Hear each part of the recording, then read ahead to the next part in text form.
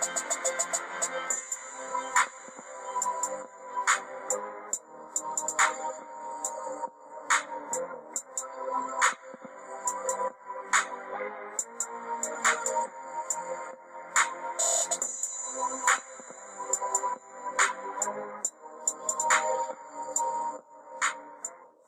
morning, brothers and sisters. It is 7:54 a.m. Central Standard Time on March 28th, 2022. Hope our Creator is keeping you well and safe wherever you are in the world. Please make sure to hit that like button, share this across other platforms, and subscribe if you're new. Welcome to the channel. We are going to start off today at spaceweatherlive.com, and we just had an M4 fire off. Oh no, we're all going to die. No, not really.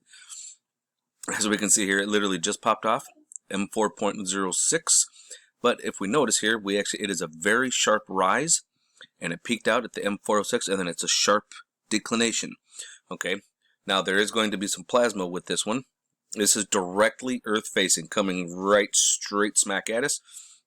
But remember how yesterday I was letting you guys know we have to watch these baselines. Okay, I'm going to go right back to this because this is historically never incorrect. I'll put it to you that way. It's never not true. When you watch your baseline, and as we're here, we're in a B3, and then it starts going up higher and higher and higher. You can see that the baseline now is like B8, B9 instead of like B4. B4 what? And then we can see it getting up here into C, and we're getting, dancing along that C line. As you start getting up into living into the C region, we always wind up popping up, and that's when we're the most indicative to hit M and even into lower X class, is when our baseline starts coming up. When the baseline comes up, it's because there's more sunspots. There's a lot of activity going on, just like this. So, as we can see, we're getting our little snap, crackle, pop, Rice Krispies right up top here. So, there is going to be some plasma with it. It's a short event, which means there's not a crap ton, but it was pretty powerful. I mean, I'm not going to downplay this, but I'm not going to blow it out of proportion either. It was pretty powerful because it was a quick snap. It was, basically like light off a firecracker, pow, it definitely went off.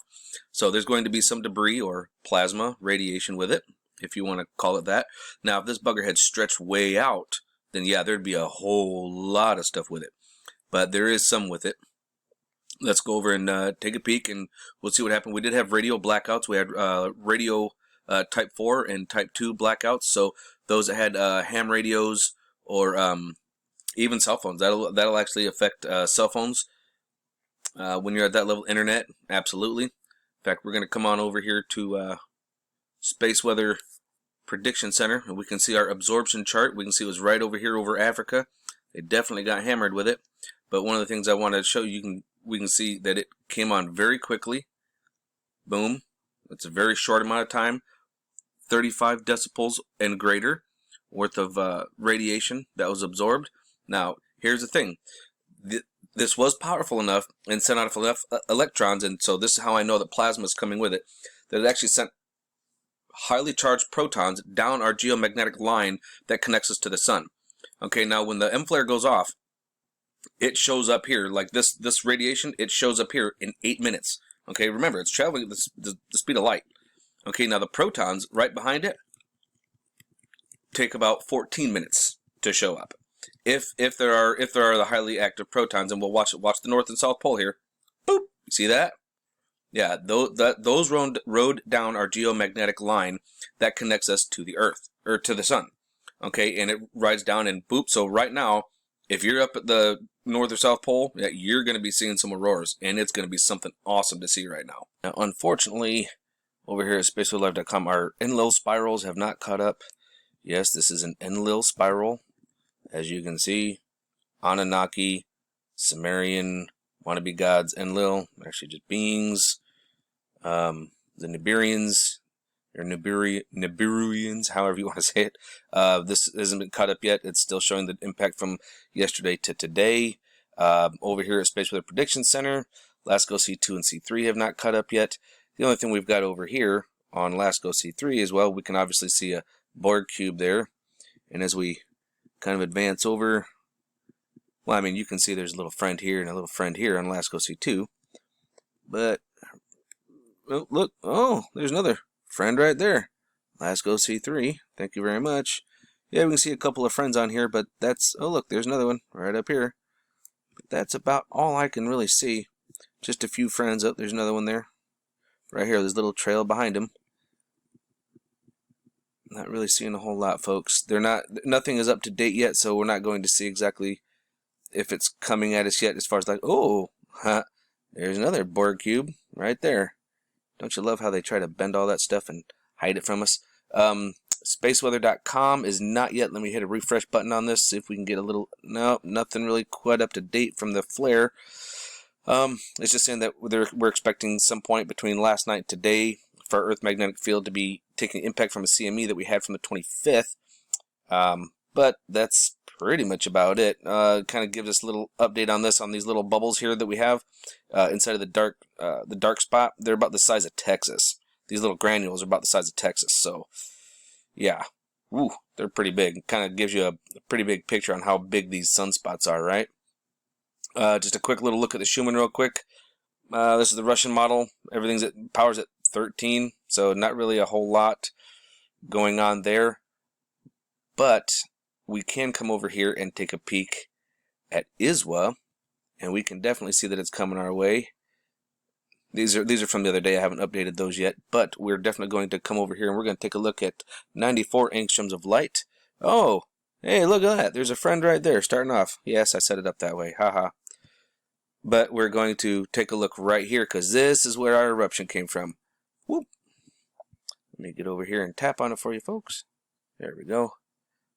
And we're going to see the eruption quite nicely. There it is. Now, you see how it's got this X pattern? That does not mean it's an X flare. That's just how the light is, that's how it reads it. That's how it comes through the camera, okay? It's got these little chatter marks, so that's how you know that it's a flare. So I'm going to back up, and then we're going to come off of it. And so you can kind of see on the green, you can actually kind of see that there is a little bit of a solar tsunami with this. You can see a little bit of it. It gets pretty bright there too, doesn't it? I mean, it really messes with the camera. And that's coming straight at us, folks. Now let's come over here to 304 to our red here, and let's see what it looks like here on the 304. Whoa! Look at that. You see that? Now that's magnetic line getting tossed off. Now if you look right here, I'm actually going to zoom in on this, folks. All right. So we can see right here. This is a big chunk of plasma. Okay. Magnetic connected line. Look at this. Now see how it throws that off? It actually did throw it off. Whoa! I'm actually seeing a solar tsunami on 304. You guys see it kind of rolling across the surface? You guys see that? Oh yeah, oh yeah. Oh ho ho ho. Let's look in here. Look at that plasma. You see that? Yeah. Coming at us. Now, folks, don't go getting all panicked. Oh, this is a life ender. It's not a life ender. It's not going to knock our power out. Well, it shouldn't. To be honest with you, it shouldn't. I mean, yes, it's a decent M flare, but yes, there's plasma, and it's coming quick. But it's not going to be a life ender. It's not going to knock out power all over it. Yeah, there will be some. Now, if you look along this edge here, if you look along this edge, you'll actually see it expanding. Oop, there. Now I'm going to go back forward. See it expanding there? Yeah, there's definitely solar tsunami with that, and there's definitely some plasma coming off. Oh, it looks like from the bottom and from the top. Man, that was a pretty intense one. I'm not going to lie. That was a pretty good M flare. Let's come over here to my favorite overlay, and let's take a look at it over here. Let's see here. Now again, we're looking right up here in this region here. Now this is that newer region. Remember the one that had that V shape? I'll show you that here in a minute. Oh yeah, look at that. That's definitely solar tsunami there. Ooh, fantastic. Now, with this being said, with this whole active region going on, don't forget we've still got this down here. This gave us the M flare from the other day. And we've got this coming around the bend at us. So let's go take a look at that sunspot real quick. This is the one that gave it to us, 2975 right here. Now look at this, we got 2977 here. This one's 2976. I think they're trying to hug it closer to this one because I have a feeling this one's going to get its own name. But look, we got 2974 here, 2979 here, 2978 over here. Got itself a name. But I mean, look at this. We have 6 sunspots facing the sun right now. And before this guy even gets out of the way, this thing could even form a and get its own sunspot name as it's going around the bin, but there's also a chance that something over here on this end could get one, and this one could get one. Now remember, we're ramping up into solar cycle 25, which means we're going to have a lot more sunspots and a lot more activity. And for a little bit closer up on that sunspot group that set it off is this guy right here. Now, see, you can have, the reason why this one really set off is because look how close they are. I mean, they're literally touching each other. I mean, they're bumping and grinding. I don't see nothing wrong. Oh, wait, nope, I'm not playing that song. But yeah, they're right next to each other. They're bumping and they're grinding, and they're not just playing. They're kind of shoving and fighting, and yeah, that's what we got going on there. See, when they're spreading apart like this, not much of a concern, but as they get closer, and you know, the bigger they are, the bigger your field is for your positive or your negative. So yeah, that's kind of how that ends up working. Then when they get closer, they start wanting to, you know, kind of play or fight, however you want to look at it, and that's how we get more issues. Now let's not forget, we got this big monstrosity of, oh my gosh, look at these two huge things, and they're just right next to each other playing. These two right here. Oh, yippee-ki-yay. Alright folks, I was a little patient with it, and I'm glad that I was. We're looking over here at stereo ahead. Again, this is off to the left side of us, and we are going to take a little sneaky peek at the eruption. And as you can see here, we had a couple of friends out there, little tic-tac guys floating out there. Now watch off to the right side. We're going to see the explosion here.